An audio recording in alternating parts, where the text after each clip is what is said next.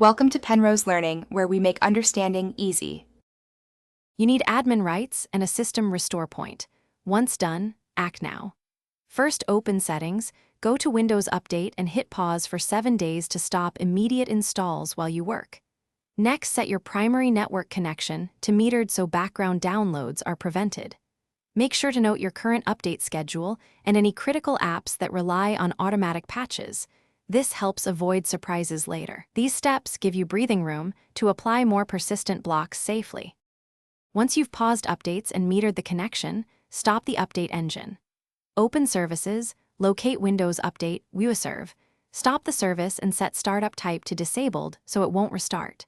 Then open Task Scheduler and disable related tasks under Microsoft /Windows Update to prevent scheduled triggers. If you're on Pro or Enterprise, use Group Policy Editor to disable Configure Automatic Updates.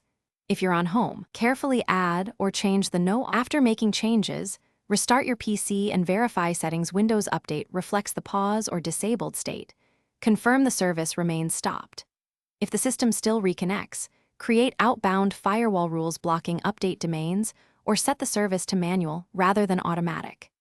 If updates or services reappear, use the Windows Update troubleshooter, run sfc/scano, and reset Windows Update components with netstop WServe. Rename software distribution, then netstart WServe. Make sure to re-enable updates when security needs demand it.